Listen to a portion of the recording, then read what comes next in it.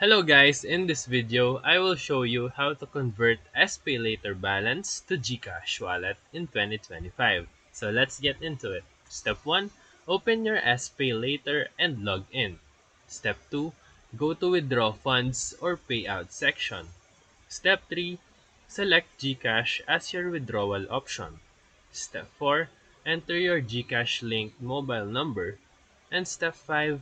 Choose the amount to transfer and tap Continue. Step 6. Confirm the transfer after reviewing the fees and the exchange rate. And Step 7.